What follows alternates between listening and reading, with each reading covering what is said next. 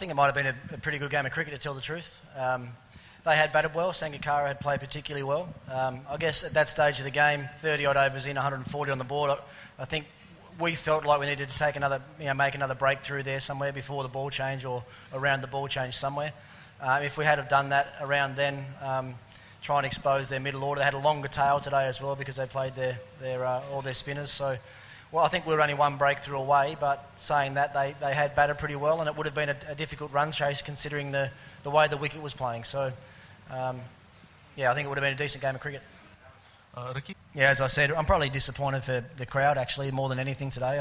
I believe this ground and this game's been sold out pretty much from the day that the tickets went on sale. So if there's anything negative to come out of the game, it's the fact that everyone that turned up to watch didn't get to see what would have, I think, been a terrific game of cricket in a World Cup. So other than that, there's not much more we can talk about.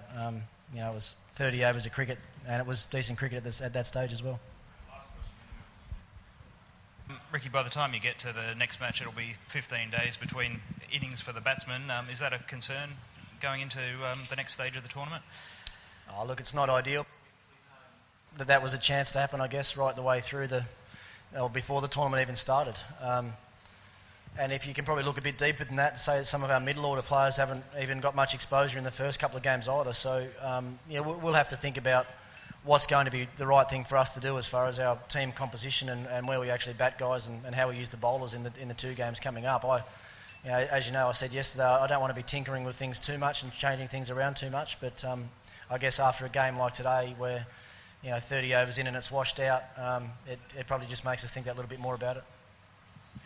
They obviously knew the way that the wicket was going to play. For me today, that wicket is vastly different than the wickets that have been used in the previous games that have been played here in this World Cup so far. So, it seemed that they had a pretty good idea that it was going to be that slow and that low, and that was going to spin a fair bit. So, hence the reason they played their spinners.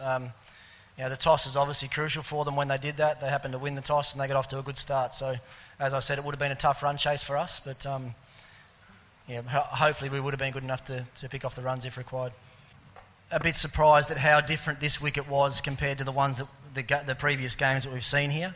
I think even when we turned up to the ground yesterday and we had a look at the wicket, you could tell that it was going to be a lot different than the wicket that was played on the day before, because you could see that wicket right beside it, and it was that one had a bit of grass on it, and the one that we're going to use today was just basically rolled mud. So, look, it spun quite a bit early on in the game. I guess what you associate with most one-day wickets is that they generally don't do much in the first innings of the game, and they might just spin a little bit towards the latter half of the second innings of the game. It appeared that this one was going to be a difficult one to chase runs on, but I guess because the game's only lasted as long as it has, we won't really know just the exact extent of how the wicket played. So that's all I can say about it, really.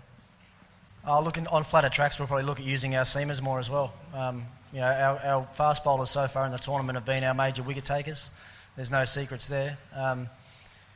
I thought, as I said, I thought Crozier bowled really well today. He bowled to a world-class player in Sangakkara, and I thought did a reasonable job to him.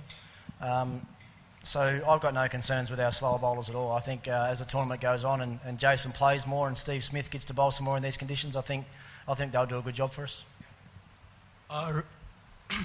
Ricky, Pakistan, they're on song at the moment, and you've actually been tipped to finish top of the group and go on to get the cup as well. Is there anything about the Pakistani lineup that concerns you in particular? They're a dangerous team. I think they showed against Sri Lanka the other night just how well they can play.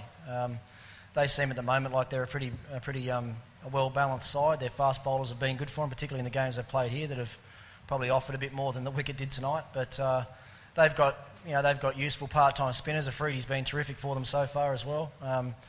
They've got Raymond that can bowl, and obviously Hafiz that can do a job for them as well, and Ajmal. So they've got a pretty similar makeup in their side to what we've got in ours. So no doubt as the tournament goes on and having them already probably upset Sri Lanka, I think they'll be a dangerous team as things progress.